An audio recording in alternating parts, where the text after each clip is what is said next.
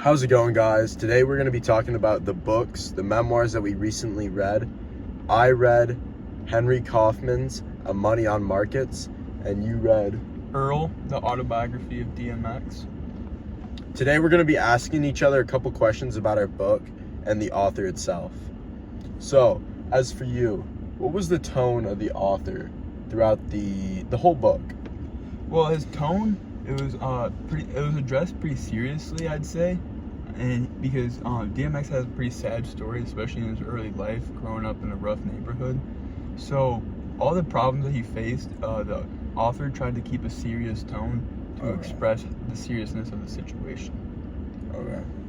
All right, so Callum, just in a basic sense, who is Henry Kaufman? Well, Henry Kaufman, he grew up in Germany for a couple of years, and then this was around the World War II era.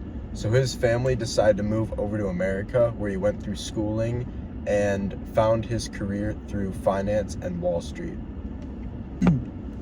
So in my book, it's a very glorified version of New York as Wall Street and making a lot of money in these great careers. So as for you, in a rough neighborhood for DMX, how is New York explained through your book?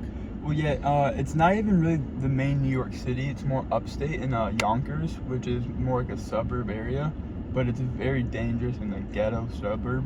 And so it's the complete opposite of a glorified, nice New York City. They all talk about the crime that you have to commit just to survive there, and just the nasty and dirty people you can meet around the area.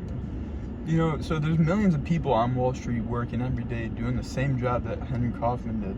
What made his story so special that he got his own book about it?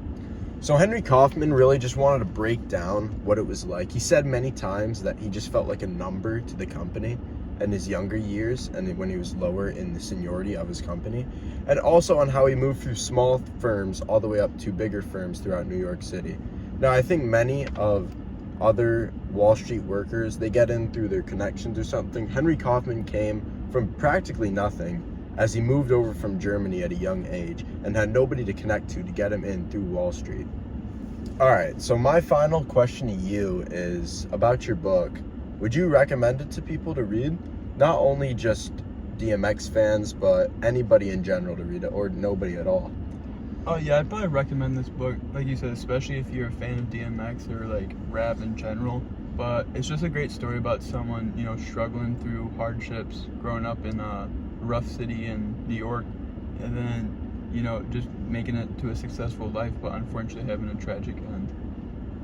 Got it. So, Callum, overall, I mean, he does have a book written about his story, but how successful would you say Henry Kaufman was? Well, Henry Kaufman, as I said before, or as you asked me before, millions of people work on Wall Street and have been since it's been established. But Henry Kaufman was one of the few that was able to not just become a slave to these firms and actually start his own company. He started a company in financial consulting called Henry Kaufman and Company. It is now seeing success still on Wall Street. So when you bring up the question of how successful is Henry Kaufman, I want to ask you, if you were to leave a legacy and have a book written about you, what would you want to be remembered for? I'd say mainly just, you know, like being known as a good person and having like a true good heart and being a good fun time for everyone around me. So Calvin, I want to flip that question on you. What type of legacy would you want to leave behind?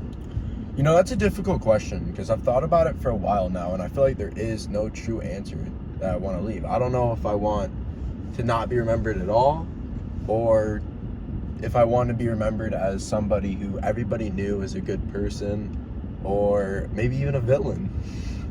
Now, with that being said, I think to come down to it, for myself, I think about it more, not how other people will think of me, but for myself, I just want to be someone who has explored the world and see what it truly has to offer.